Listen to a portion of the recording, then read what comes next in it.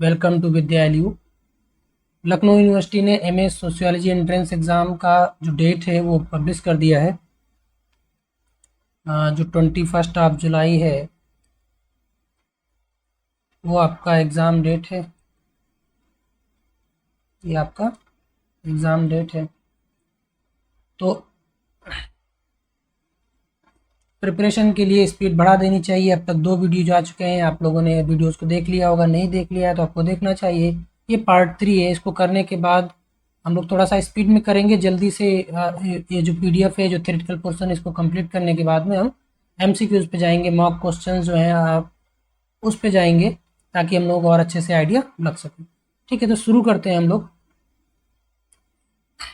शुरू करते हैं। आज का जो टॉपिक है, जो टर्म है हम लोग पढ़ने वाले हैं, ग्रामीण नगरीय निरंतरता या सांतत्य। इसको इंग्लिश में हम रूरल अर्बन इंटरेक्शन या रूरल अर्बन कंटिन्यूम भी कहते हैं। रूरल अर्बन कंटिन्यूम भी कहते हैं। इसका मीनिंग क्या है?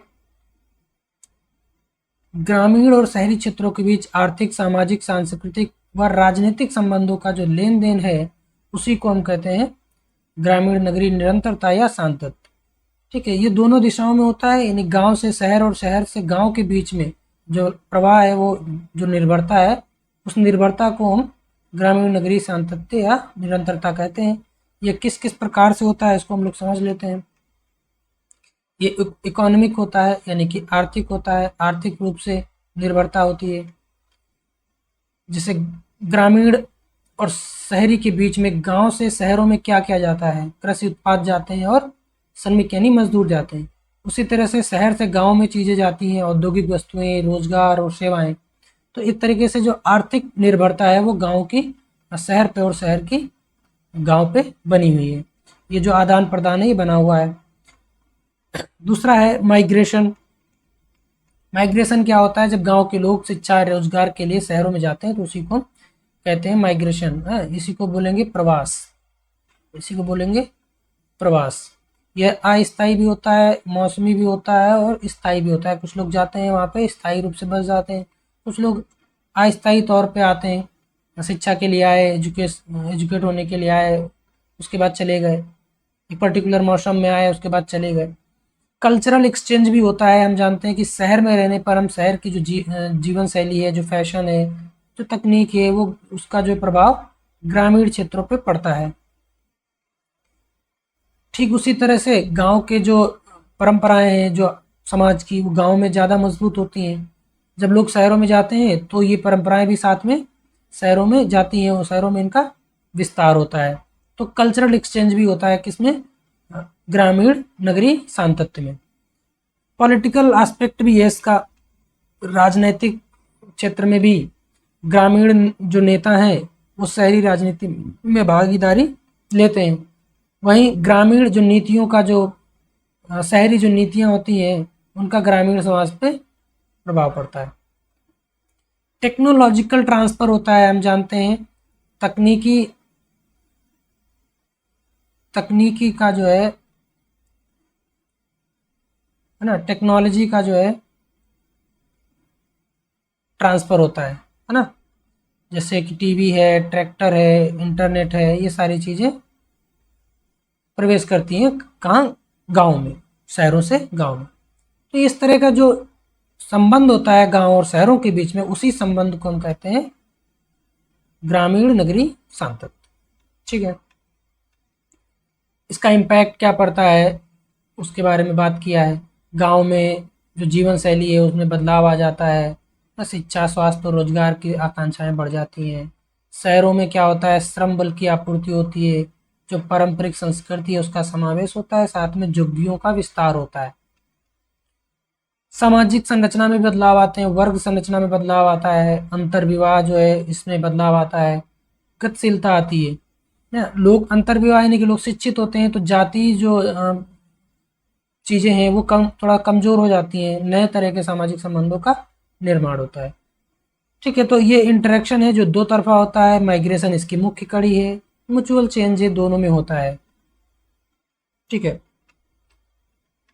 अभी हम लोग कुछ कुछ थिंकर्स को पढ़ेंगे जैसे अगस्ट कॉम्ट एक बहुत ही इम्पोर्टेंट थिंकर हैं, इनको याद रखना बहुत ज़रूरी है।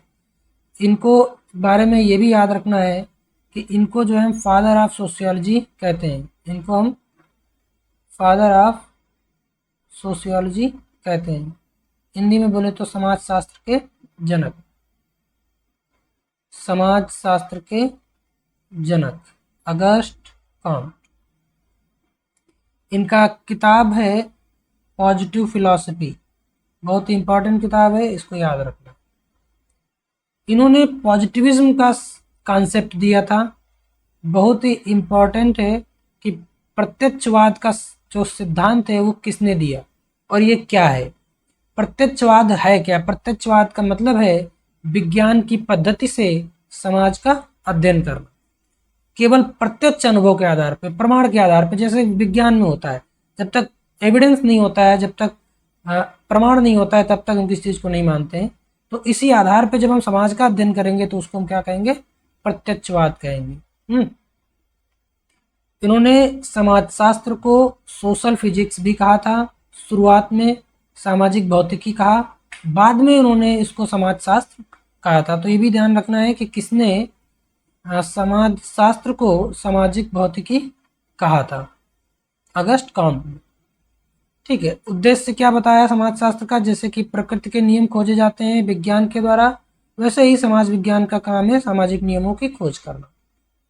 इन्होंने धर्म और तत्व मीमांसा को अस्वीकार किया था, वैज्ञानिक दृष्टिकोण को प्राथमिकता दी थी। ठीक है, वैज्ञानिक दृष्टिकोण को प्राथमिकता दी थी। इनके बारे में एक चीज और भी इंपॉर्टेंट है, इन्होंने 3 लॉज दिए थे, लॉ ऑफ 3 स्टेजेस, 3 लॉज नहीं, लॉ ऑफ 3 स्टेजेस, यानी कि समाज का जो विकास है आदिम समाज से लेकर के आधुनिक समाज तक जो विकास हुआ है समाज का, वो 3 स्टेजेस में हुआ है। और वो 3 स्टेजेस कौन सी हैं? पहली है आपकी थियोलॉजिकल, यानी कि धार्मिक, थियोलॉजिकल यानी कि धार्मिक। क्या बोलते हैं? बोलते हैं कि इस एज में, इस स्टेज में जो समाज था वो घटनाओं की व्याख्या जो है देवी देवताओं से करते थे, यानी बहुत सारे देवताओं को मानने का चलन था, इसलिए बोला धार्मिक अवस्था, धर्म पे लोग विश्वास करते थे। ठीक है, कल्पना और आस्था प्रधान थी। उदाहरण के रूप में वर्षा के लिए इंद्र देवता का क्रोध, या इंद्र देवता को वर्षा का देवता मानते थे। इसके बाद वो बोलते हैं कि दूसरा जो स्टेज आता है वो आपका आता है मेटाफिजिकल स्टेज, तत्व मीमांसात्मक अवस्था। इसमें क्या होता है? इसमें आपका जो रिलीजन है, यानी कि जो धर्म है, धर्म रहता है लेकिन उसमें तर्क भी होता है, धर्म और तर्क का मिश्रण, धर्म और तर्क का मिश्रण। ठीक है, धर्म और तर्क का मिश्रण। इसमें जो देवी देवताएं हैं वो कम हो जाती हैं, अमूर्त शक्तियां, अमूर्त मतलब वो जो जिनका कोई आकार प्रकार नहीं है ना, कह सकते हैं ये भाववादी युग था, है ना, या अध्यात्मवादी, या अध्यात्मवादी। जब लोग देवी देवताओं पे नहीं, भाग्य पे भरोसा करते हैं, डेस्टिनी पे भरोसा करते हैं, है ना, नियति पे भरोसा करते हैं, जब भाग्य, नियति जैसी चीजों पे जब भरोसा किया जाए या सब कुछ नियति के माध्यम से व्याख्या किया जाए, तब हम उसे कहेंगे कि वो मेटाफिजिकल या तत्व मीमांसात्मक अवस्था थी। इसके बाद की जो स्टेज है जो कि आधुनिक समाज में है ना, वो है आपकी प्रत्यक्षवाद या पॉजिटिव स्टेज। प्रत्यक्षवाद या इसको वैज्ञानिक भी कह सकते हैं, है ना, वैज्ञानिक युग या वैज्ञानिक स्टेज, स्तर, वैज्ञानिक स्तर, पॉजिटिव स्टेज। इसमें क्या है बोलते हैं, जैसे साइंस का जो कॉन्सेप्ट है ना, अवलोकन के आधार पे, प्रत्यक्ष अनुभव के आधार पे, प्रमाण के आधार पे, है ना, हम चीज़ों का विश्लेषण करते हैं। नियमों की खोज हुई और भविष्यवाणी की क्षमता हुई, यानी जब हम नियमों को समझने लगे तो हम समझने लगे कि अब आगे इस चीज़ में क्या होगा ये हम बता सकते हैं। तो इस तरह से उन्होंने 3 जो है स्तर बताए। बहुत ही इंपॉर्टेंट इनका एक और कॉन्सेप्ट है विज्ञानों का श्रेणी क्रम। श्रेणीकरण करण, है ना। इन्होंने बोला कि जो विज्ञान है, जो साइंसेस हैं, उनका हम एक ऑर्डर बना सकते हैं कि कैसे कैसे कौन कौन साइंस आया। बोले सबसे जो सरल विज्ञान है, उन्होंने बोला गणित है, फिर बोले उसके बाद खगोल शास्त्र है, उसके बाद भौतिकी है, इस तरह से करते वो समाज शास्त्र तक आते हैं। इनका जो एक क्रम है वो सरल से जटिल की ओर है, सरल से जटिल की ओर है। और ये समाज शास्त्र को सबसे जटिल और पूर्ण विज्ञान मानते हैं। ठीक है, तो याद रखना है कि कौन सबसे पहले आएगा, कौन सबसे लास्ट में आएगा, किसको उन्होंने सबसे सरल माना, किसको उन्होंने सबसे जटिल माना, है ना। ये ऑर्डर भी याद रखना है और सबसे जटिल और सबसे सरल वाले भी याद रखने हैं। और किसने दिया है ये भी याद रखना। हायरार्की ऑफ साइंसेस या विज्ञानों का श्रेणी क्रम या श्रेणीकरण किसके द्वारा किया गया? अगस्त कॉन्ट के द्वारा, याद रखना। ठीक है, ये हो गया 3 स्टेजेस जो अभी हमने बताया, है ना, आपको भी याद रखना है। धार्मिक, फिर तत्व मीमांसात्मक, तत्व मीमांसात्मक, और फिर वैज्ञानिक, फिर वैज्ञानिक या प्रत्यक्षवादी, या प्रत्यक्षवादी, प्रत्यक्षवादी या प्रत्यक्षवादी। ठीक है, सोशियोलॉजी को इन्होंने क्वीन ऑफ साइंसेस कहा है, लास्ट है हायरार्की में। अगस्ट कॉम्ट को फादर ऑफ सोशियोलॉजी कहा जाता है। ठीक है, इसके बाद हम लोग हर्बर्ट स्पेंसर के बारे में जानते हैं। हर्बर्ट स्पेंसर भी एक इम्पॉर्टेंट थिंकर है अपने आप में। इन्होंने ऑर्गेनिसिज्म का कॉन्सेप्ट दिया था। उन्होंने बोला कि जो समाज है वो एक जीवित जीव की तरह है। तो याद रखना है कि किसने समाज को एक जीव की तरह देखा? हर्बर्ट स्पेंसर ने। बोले कि जैसे जीव में शरीर में अंग आपस में जुड़े होते हैं, वैसे ही समाज में संस्थाएं होती हैं। समाज जो है क्या है? समन्वित संरचना है जिसमें कार्य विभाजन है और संतुलन बनाए रखने की क्षमता है ना। संस्थाओं को शरीर के अंगों की तरह किसने बोला? हर्बर्ट स्पेंसर ने बोला। संस्थाएं जैसे धर्म है, परिवार है, राज्य है, ये सब क्या करती है? समाज को जीवित रखती है। इन्होंने सामाजिक इवोल्यूशन का भी कॉन्सेप्ट दिया। इवोल्यूशन का सही जो वर्ड है वो आपका उद्विकास है। तो जब भी आएगा कि सामाजिक उद्विकास का कॉन्सेप्ट किसका था, सामाजिक उद्विकास का कॉन्सेप्ट किसका था, तो याद रखिएगा सामाजिक उद्विकास का कॉन्सेप्ट हर्बर्ट स्पेंसर का है। इन्होंने बोला कि सरल समाज से जटिल समाज की ओर समाज में चीजें बदलती हैं, असंगठित से संगठित की तरफ बदलती हैं, है ना। और इन्होंने समाज की जो को 2 भागों में बांटा। बोला जो आदिम समाज था और जो आधुनिक समाज है, इनको इन्होंने अलग अलग तरह से दिखाया। बोला कि आदिम जो समाज था वो सैन्य समाज था, और जो आधुनिक समाज है वो औद्योगिक समाज है, वो औद्योगिक समाज है।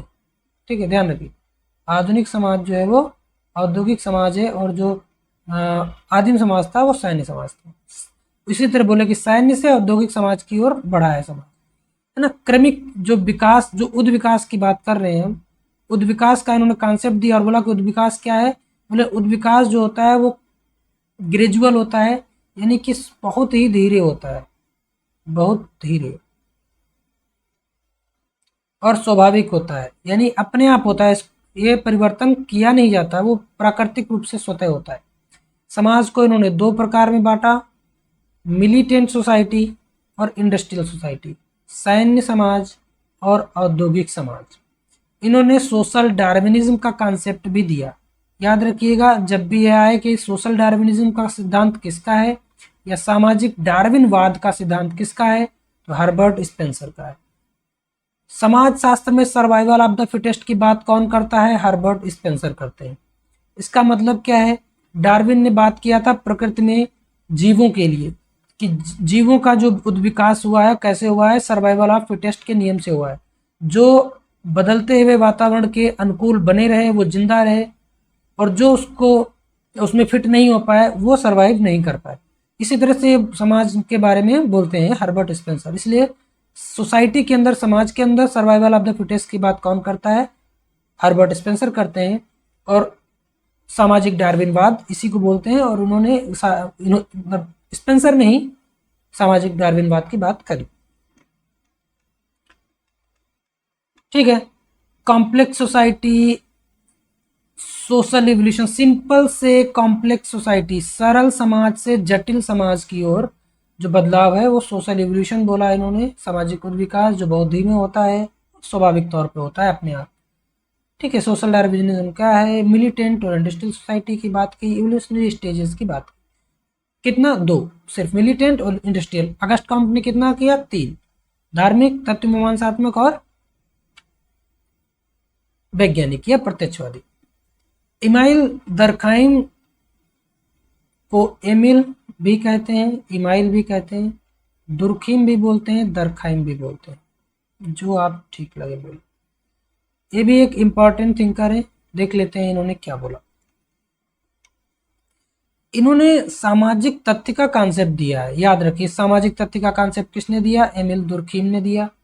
सामाजिक तथ्य के बारे में इन्होंने 2 बातें बताई कि इनमें बाह्यता का गुण होता है, इनमें बाह्यता का गुण होता है यानी ये बाहरी होते हैं, और इनमें बाध्यता का गुण होता है यानी ये बाध्यकारी होते हैं, यानी ये लोगों को खुद को स्वयं को मानने के लिए मजबूर करते हैं। जैसे कानून है, जो सामाजिक नियम है, जो मूल्य हैं, उन सबको मानने के लिए हम एक तरह से बाध्य होते हैं।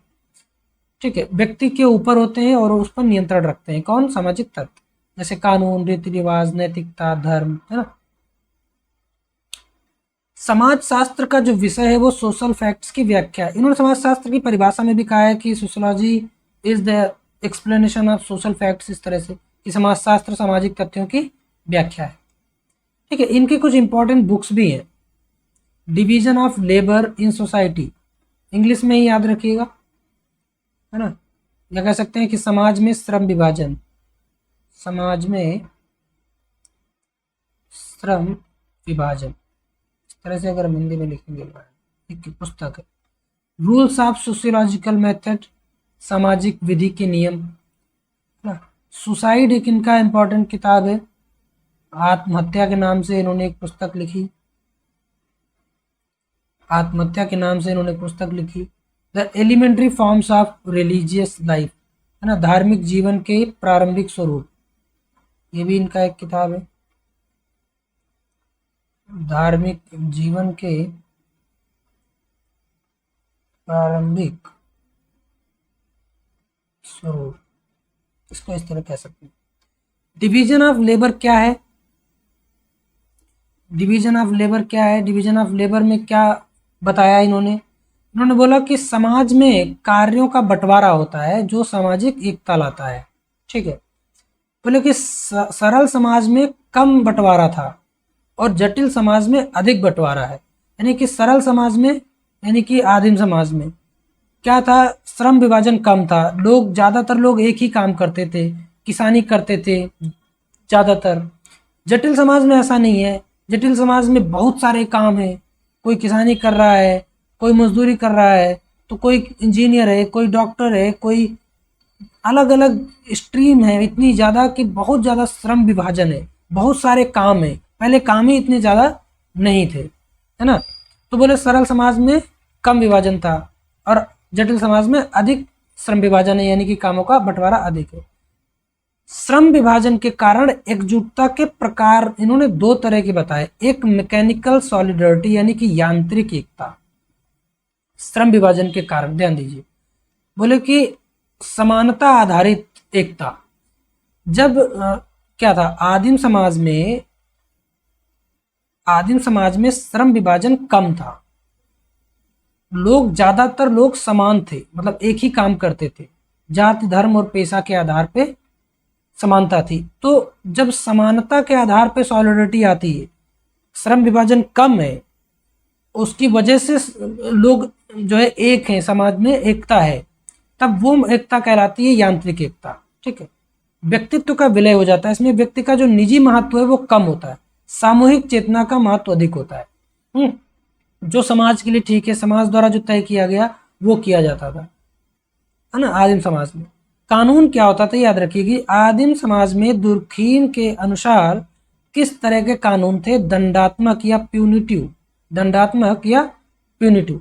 ठीक है, तो ये यांत्रिक एकता कहाँ पाई जाती थी? पाई जाती है सरल समाज में, जहाँ श्रम विभाजन कम होता है, जहाँ श्रम विभाजन कम होता है, कार्यों का बंटवारा कम होता है ना, कार्यों का बंटवारा कम होता है। ठीक है, ज्यादातर लोग एक जैसा काम करते हैं, है ना, एक जैसा काम करते हैं। तो एक जैसा काम करने की वजह से उनमें क्या होती है? उनमें एकता होती है। तो उस एकता को कहते हैं मैकेनिकल सॉलिडिटी, यानी कि यांत्रिक एकता। ठीक है, इसमें व्यक्तित्व का विलय हो जाता है, व्यक्ति की अपनी कोई पहचान नहीं रहती है। पारंपरिक समाजों में ये सामान्य रूप से पाया जाता है। दूसरी तरफ इसका उल्टा है ऑर्गेनिक सॉलिडिटी, जो कि आज के समाज में पाया जाता है। क्या है?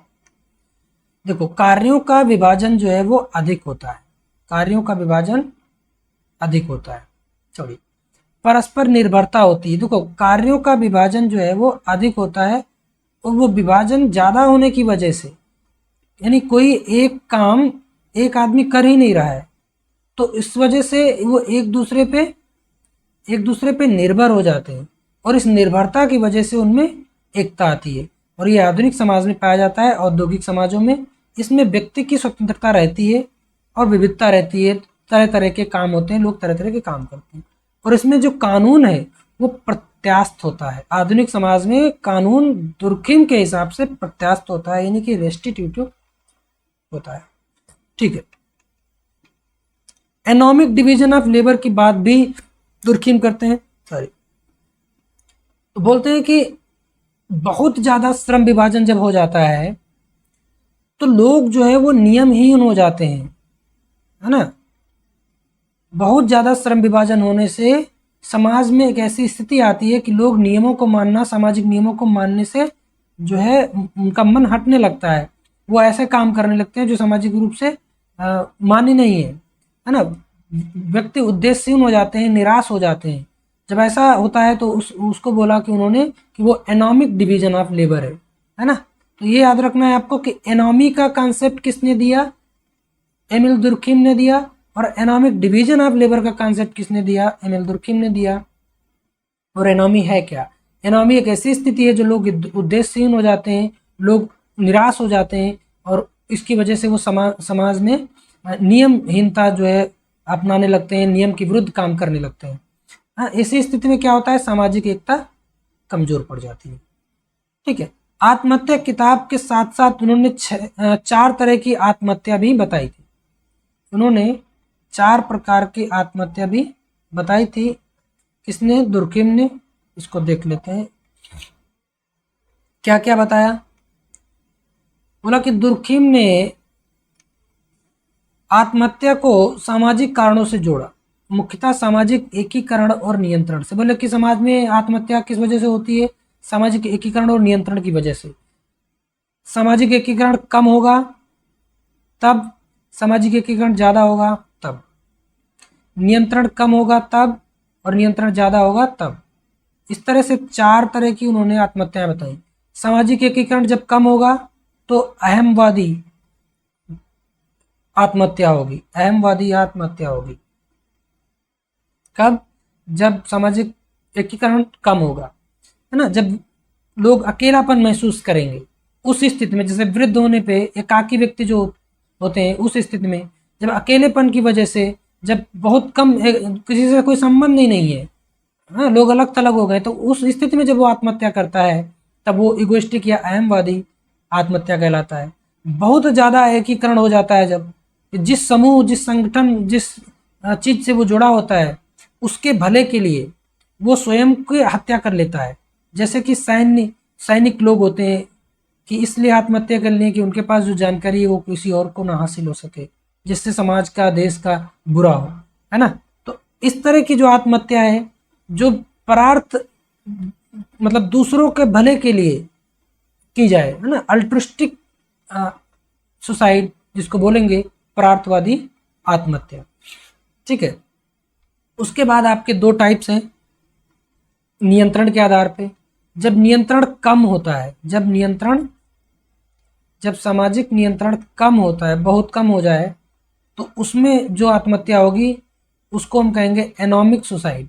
उसको हम कहेंगे एनॉमिक सुसाइड, यानी कि नियमहीन आत्महत्या। नियमहीन आत्महत्या कब? जब नियंत्रण कम हो जाएगा। ठीक है। अस्थिरता फैल जाती है समाज में, तब आर्थिक संकट हो या कोई युद्ध हो, इस तरह की जब स्थिति होती है। चौथा है फेटलिस्टिक, यानी कि जब नियंत्रण बहुत ज्यादा हो जाए, जब नियंत्रण बहुत अधिक हो जाए, बहुत अधिक हो जाए, जब समाज में रेगुलेशन बहुत बढ़ जाए, नियंत्रण बहुत बढ़ जाए, तो नियतिवादी आत्महत्या होती है, फेटलिस्टिक आत्महत्या होती है। जैसे कारावास में बंद व्यक्ति, है ना, जैसे कारावास में बंद व्यक्ति जब सुसाइड करता है तो वो बहुत नियंत्रण की वजह से निराश हो जाता है, और उस स्थिति में जो आत्महत्या होगी उसको हम कहेंगे नियतिवादी या फेटलिस्टिक। ठीक है, ये आपका वही शॉर्ट में दिया हुआ है। एनोमी क्या है? नॉर्मलेसनेस है। मैकेनिकल सॉलिडिटी कब होती है? जब सेमनेस होती है, मतलब एक जैसे लोग काम करते हैं। ऑर्गेनिक कब होती है? जब इंटरडिपेंडेंस होते हैं, सोशल फैक्टर एक्सटर्नल और कोएर्सिव होते हैं। ठीक है, 4 तरह की आत्महत्याओं की बात की, इगोइस्टिक, अल्ट्रुइस्टिक, एनोमिक और फेटलिस्टिक। कार्ल मार्क्स भी एक इंपॉर्टेंट थिंकर है, इनको भी हम लोग देख लेते हैं। कार्ल मार्क्स ने कई सारे इंपॉर्टेंट कॉन्सेप्ट्स दिए। बेस की बात करते हैं, इन्होंने बेस यानी आधार किसको बोला? समाज की आर्थिक संरचना को इन्होंने आधार बोला। समाज की जो आर्थिक संरचना है, यानी कि जो उत्पादन की प्रणाली है, उसको बोला कि ये आधार होता है। इसमें शामिल होते हैं कौन?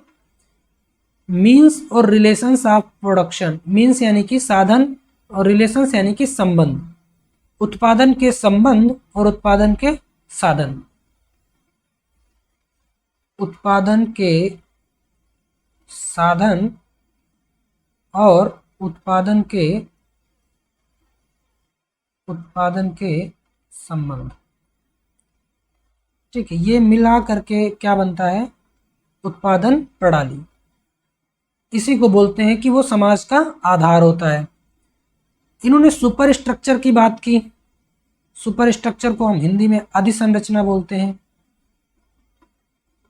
उन्होंने बोला कि जितनी भी चीज़ें हैं, जैसे कि धर्म है, राजनीति है, संस्कृति है, शिक्षा है, ये सारी चीज़ें अधिसंरचना में आते हैं। आर्थिक संरचना में कौन आएगा? उत्पादन प्रणाली, यानी कि उत्पादन के साधन और उत्पादन के संबंध। अधिसंरचना में कौन आएगा? धर्म, राजनीति, संस्कृति, शिक्षा, परिवार, मूल्य, कला, सभ्यता, ये सारी चीज़ें किस में आ जाएंगी? अधिसंरचना में आ जाएंगी। उत्पादन क्या है? प्रोडक्शन क्या है? वस्तुएं, है ना, टूल्स, इन सब, ये सब चीजें जो आएंगी वो प्रोडक्शन में आएंगी। ठीक है। मीन्स ऑफ प्रोडक्शन क्या होता है? उत्पादन के साधन जिनका प्रयोग करके उत्पाद किया जाता है, उत्पादन होता है। जैसे कि भूमि है, मशीनें हैं, औजार है, फैक्ट्री है, ये सब क्या होंगे? उत्पादन के साधन होंगे। जो इन्हें नियंत्रित करता है वही शासक वर्ग कहलाता है। ये बात मार्क्स बोलते हैं, है ना। वो भौतिक साधन जिनसे उत्पादन होता है, उत्पादन के साधन कहलाते हैं। रिलेशंस ऑफ प्रोडक्शन की बात करते हैं, वो ये क्या है?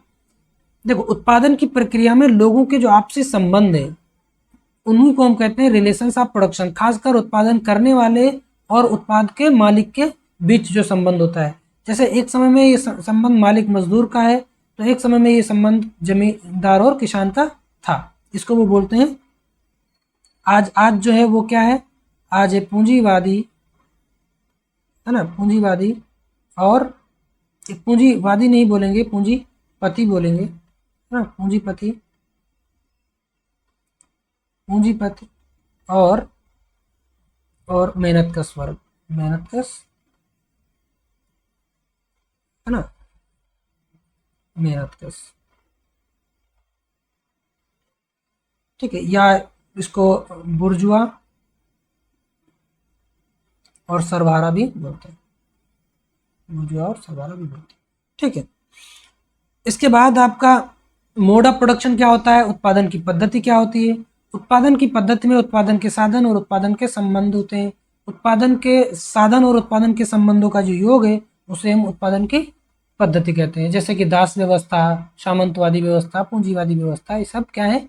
ये विभिन्न मोड है, विभिन्न जो है उत्पादन की पद्धतियां हैं जो अलग इतिहास में अलग अलग समय पे अलग अलग रही। कभी दास व्यवस्था थी, कभी सामंतवाद था, तो आज पूंजीवाद है। ठीक है, तो इस तरह से वो मोड ऑफ प्रोडक्शन की बात करते हैं। उत्पादन की शक्तियों की बात करते हैं। उत्पादन की शक्तियां किन्हें कहते हैं? मीन्स ऑफ प्रोडक्शन और ह्यूमन लेबर, इनको अगर हम ऐड कर दें तो बनता है उत्पादन शक्तियां। जैसे तकनीकी है, ज्ञान है, ऊर्जा है, कारीगरी है, और इसमें अगर मानव श्रम शक्ति जुड़ जाए तो वो कहलाता है उत्पादन की शक्तियां, वो शक्तियां जिनसे उत्पादन होता है। साधन में, उत्पादन के साधन में श्रम शक्ति को जोड़ दिया जाए तो वो क्या बन जाता है? उत्पादन शक्ति बन जाता है। ठीक है, बाकी वही चीज़ों को इन्होंने शॉर्ट में लिखा हुआ। ठीक है,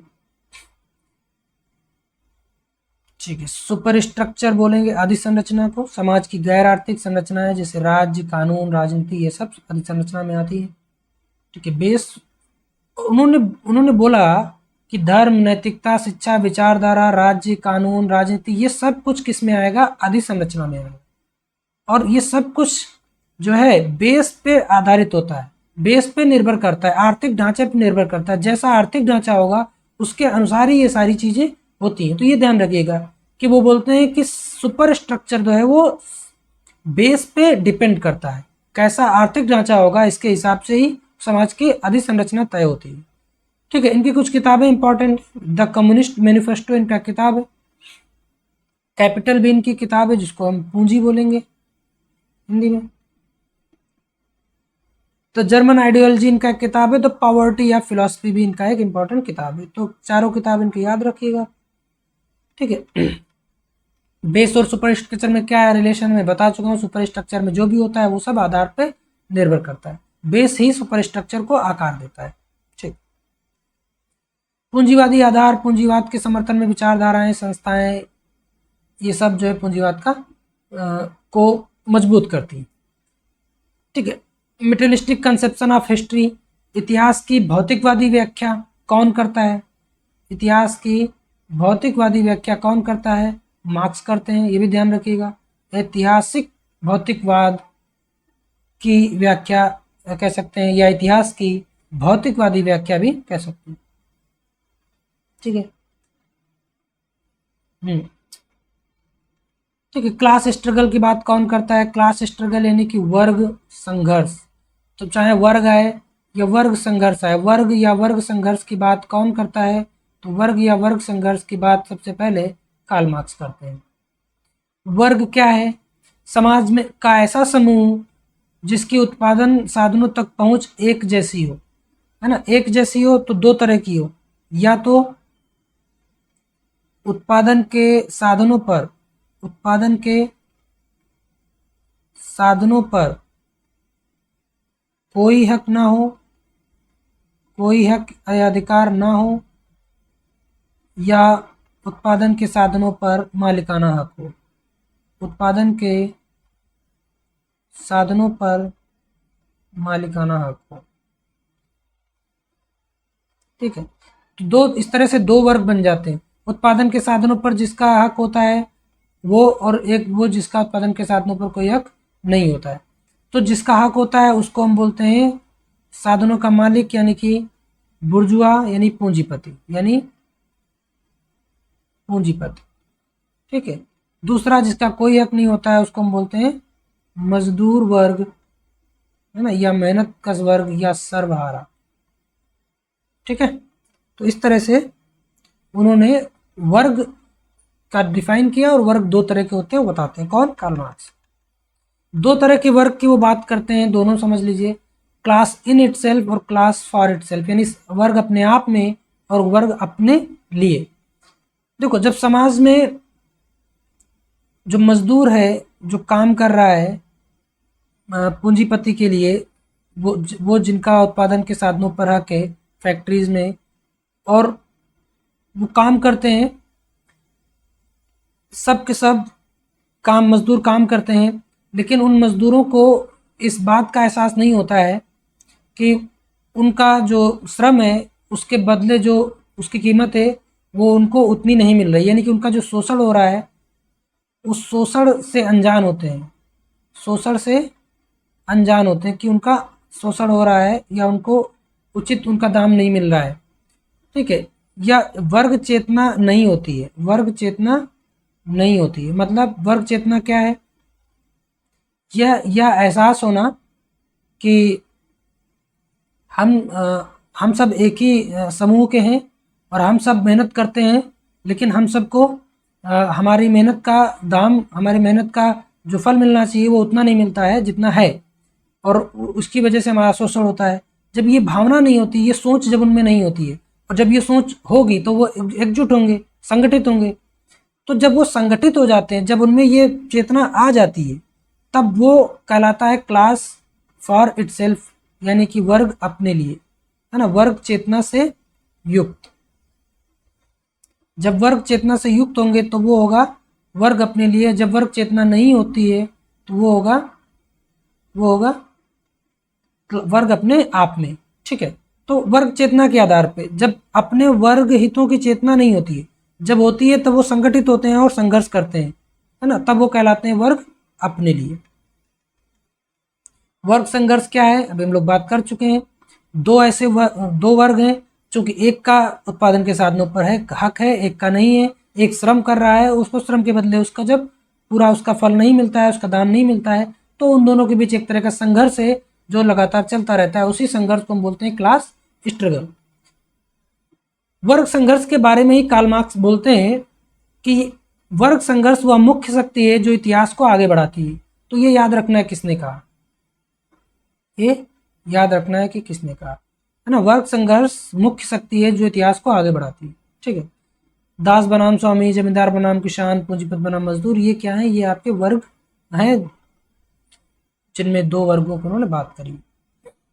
ठीक है, उन्होंने ये बोलते हैं कि वर्ग संघर्ष से अंत में क्या होता है? क्रांति होती है और नए तरह के मोड ऑफ प्रोडक्शन की स्थापना होती है।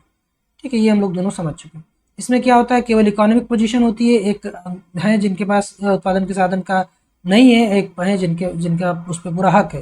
यानी कि एक है जिनके पास पैसा नहीं है, एक बार जिनके पास पैसा है, या एक वो जिनके पास कुछ नहीं है, एक वो जिनके पास सब कुछ है।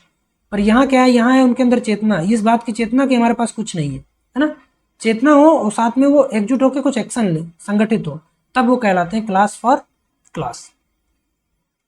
ठीक है, क्लास स्ट्रगल क्या है? मोटर ऑफ हिस्ट्री है, समझ चुके हैं हम लोग। मैक्स वेबर के बारे में हम लोग कुछ देख लेते हैं। मैक्स वेबर भी एक इंपॉर्टेंट थिंकर है। Max weber social action types के बारे में बात करते हैं, यानी कि सामाजिक क्रिया की बात करते हैं और उनके प्रकार की बात भी करते हैं। सामाजिक क्रिया और उसके प्रकार, सामाजिक क्रिया और प्रकार। इनका एक इंपॉर्टेंट किताब है the Protestant ethic and the spirit of capitalism. ठीक है, बहुत ही इंपॉर्टेंट बुक है, आपको याद रखना चाहिए। मैक्स वेबर से कोई किताब पूछेंगे तो यही पूछेंगे। टाइप्स ऑफ सोशल एक्शन, इन्होंने सोशल एक्शन के टाइप्स बताए। इंस्ट्रूमेंटल यानी कि साधन परक, साधन मतलब लक्ष्य। जब हमारा लक्ष्य स्पष्ट होता है कि हम जो काम कर रहे हैं वो किस लिए कर रहे हैं, तो उस समय जो वो हम एक्शन लेते हैं वो आपका साधन परक या तर्क युक्त, साधन परक तर्क युक्त क्रिया कहलाती है। इंस्ट्रूमेंटली रेशनल एक्शन कहलाती है। ठीक है, जब हम लक्ष्य स्पष्ट होता है और सर्वोत्तम साधनों का हम चयन करते हैं, जैसे कि नौकरी पाने के लिए कोचिंग करना। दूसरा है आपका वैल्यू रेशनल। तो वैल्यू का मतलब है मूल्य। जब हम सही गलत के आधार पे, अच्छे बुरे के आधार पे कोई एक्शन लेते हैं, है ना, तो वो जैसे सत्य बोलना, तो वो एक्शन जो होता है आपका मूल्य परक तर्कयुक्त एक्शन होता है। ट्रेडिशनल एक्शन क्या है? परंपरा के आधार पे, सिर्फ रिवाज और परंपरा होने की वजह से या वो आदत होने से हम जब उस काम को करते हैं, तो वो जैसे कि त्यौहार पे उपवास रखना, तो वो आपका ट्रेडिशनल या पारंपरिक क्रिया कहलाता है। अफेक्चुअल भावनात्मक क्रिया, यानी कि भावनाओं के या आवेग में आके, भावनाओं से प्रेरित होकर जब हम कोई एक्शन लेते हैं, जैसे खुशी में नाचना, गुस्से में चिल्लाना, ये सब आपके भावनात्मक क्रिया होंगे। 4 तरह की क्रियाएं हैं, चारों को याद रखना। किसने दिया? मैक्स वेबर ने दिया। ठीक है, जोक्रेशनल भी बोलते हैं, ये इंग्लिश के नाम भी बोली याद रखिएगा। वर्ड रेशनल, वैल्यू रेशनल को बोलते हैं। जोक्रेशनल जो होता है वो आपका इंस्ट्रूमेंटली रेशनल होता है। ट्रेडिशनल पारंपरिक होता है, इफेक्चुअल जो होता है आपका जो इमोशंस के आधार पे आप लेते हैं। ठीक है, मैक्स वेबर ने वर्सेन का कॉन्सेप्ट भी दिया था। वर्सेन क्या होता है? वर्सेन का सीधा सा मतलब होता है समझना, यानी कि टू अंडरस्टैंड, इंग्लिश में बोलेंगे तो टू अंडरस्टैंड। उन्होंने बोला कि समाज शास्त्र को हम अर्थ ग्रहण करने की पद्धति से समझना चाहिए। अर्थ ग्रहण समझने का मतलब है कि मीनिंग क्या है, जो एक्शन लिया जा रहा है, जो हो रहा है, जो घटना है, जो उसका मीनिंग क्या है, और हर इंसान के हिसाब से मीनिंग, क्योंकि एक इंसान के लिए एक क्रिया का कोई और मीनिंग होगा तो दूसरे इंसान के लिए उसका अलग मीनिंग होगा। ठीक है, इन्होंने व्यक्तिपरक स्टडी की बात की थी। इन्होंने व्यक्तिपरक स्टडी की बात की थी, है ना। व्यक्तिपरक का मतलब व्यक्ति क्या उसका अर्थ निकालता है, उसके हिसाब से समाज का अध्ययन किया जाए। जबकि अगस्त कॉम्ट ने इसके उल्टे बात किया था कि वस्तुपरक अध्ययन होना चाहिए। जैसे वस्तु के साथ हम किसी का अध्ययन करते हैं कि हमारा कोई इमोशन नहीं है, जैसे कि हम लोग उसमें करते हैं साइंस में, जो नेचुरल साइंसेस हैं। ठीक है, तो इन दोनों का अंडरस्टैंडिंग अलग अलग है, समझ अलग अलग है, दोनों अलग अलग तरह से समाज के अध्ययन की बात करते हैं। अगर बात आएगी कि सब्जेक्टिव स्टडी की बात कौन करता है, तो मैक्स वेबर। ऑब्जेक्टिव यानी कि वस्तुपरक अध्ययन की बात कौन करता है, तो मैक्स वेबर। ठीक है, वर्सेन का वर्ड याद रखिएगा, इस वर्ड पे भी क्वेश्चन बनते हैं। वर्सेन का कॉन्सेप्ट किसने दिया? मैक्स वेबर ने दिया। मैक्स वेबर पावर की बात करते हैं, शक्ति की बात करते हैं, बोलते हैं कि शक्ति क्या है? किसी भी व्यक्ति या समूह की क्षमता, ऐसी क्षमता कि वह उस विरोध के बावजूद अपनी इच्छा को उस पर थोप सके। ठीक है, समाज में जो शक्ति है वो सभी संबंधों में मौजूद होती है, चाहे वो राजनीतिक हो, आर्थिक हो या धार्मिक हो, है ना। शक्ति को उन्होंने बोला कि साधनों का जो अधिकार है, जो वैधता, साधनों, अधिकार और वैधता का जो योग है, उसको हम शक्ति बोले। ठीक है, इन्होंने अधिकार के बारे में बात किया। ठीक है, अधिकार को उन्होंने बोला क्या, पहले ये समझो। लेजिटिमेट पावर बोला, वैध शक्ति। अधिकार को वैध शक्ति किसने बोला? अधिकार को वैध शक्ति किसने बोला? ठीक है, तो किसने बोला? मैक्स वेबर ने। Max weber. ठीक है, याद रखो। इन्होंने तीन तरह के अधिकारों की बात की। इन्होंने तीन तरह के अधिकारों की बात की। क्या है तीनों अधिकार? एक तो है परंपरागत अधिकार, जब परंपरा और वंश के आधार पे, जैसे कि राजा, जब इस आधार पे किसी को पावर मिलती है, किसी को अधिकार मिलता है, तो वो आपका परंपरागत अधिकार है। जैसे कि परिवार में जो पिता होता है, जो मेल होता है, उसको अधिकार होता है, तो ये परंपरा है। तो इस तरह की जब अथॉरिटी होती है तो उसको हम परंपरागत अधिकार बोलते हैं। लीगल रेशनल क्या है? कानूनी और तार्किक अधिकार जो होते हैं, जो नियम और कानून के आधार पर होते हैं, जैसे नौकरशाह को होते हैं, सरकार को होते हैं, तो इस तरह की अथॉरिटी हम कानूनी तार्किक अधिकार बोलेंगे, लीगल रेशनल बोलेंगे इंग्लिश में। और तीसरा और इम्पॉर्टेंट है कैरिस्मेटिक अथॉरिटी, यानी करिश्माई अधिकार। करिश्माई अधिकार की बात कौन करता है? मैक्स वेबर करते हैं। क्या है ये? जब किसी व्यक्ति में कोई विशेष प्रतिभा होती है या लोग उस पर आस्था रखते हैं, तो उसके हिसाब से जब उसकी अथॉरिटी है, उसका अधिकार होता है कि वो लोगों पे नियंत्रण कर सके, जैसे कि गांधी थे। तो इस तरह की जब, या कोई बहुत सारे साधु संत बाबा होते हैं, तो इस तरह की जब कोई अधिकार, कोई अथॉरिटी किसी के पास होता है, पावर होता है, तो उसको करिश्मेटिक यानी करिश्माई अधिकार बोलते हैं। इनका इंपॉर्टेंट बुक हम लोग बात कर चुके हैं, the Protestant ethic and spirit of capitalism. ठीक है, तो द प्रोटेस्टेंट नीति और पूंजीवाद की आत्मा, ऐसे हिंदी में बोलेंगे, पर आप उसको इंग्लिश में भी याद रखिए। कब आया ये पुस्तक? 1905 में। ठीक है, प्रोटेस्टेंट धर्म का उन्होंने स्टडी किया था, पर उसमें भी कैल्विनिज्म का, प्रोटेस्टेंट धर्म में दो होते हैं, कैल्विनिज्म, एक लुथरिज्म करके होते हैं। तो कैल्विनिज्म पे उनका स्टडी था। ठीक है, इस धर्म के दो गुण थे, एक की कठिन परिश्रम करो, दूसरा बचत करो पैसों की। बोलते हैं कि इसी गुण की वजह से जो यूरोप में इन लोगों के बीच में पूंजीवाद आया, क्योंकि ये इस बात को मानते रहे कि इनका जो धर्म है वो इस बात को मानता है कि बहुत परिश्रम करो और संयम रखो, कम खर्च करो, बचाओ ज़्यादा। तो ऐसा करने से बहुत सारा धन उनके पास इकट्ठा हो गया और पूंजीवाद का उदय हुआ। ठीक है, ये तो हम लोग कर चुके हैं।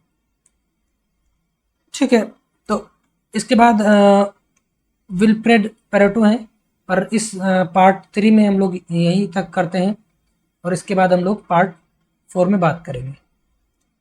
मिलते हैं जल्दी।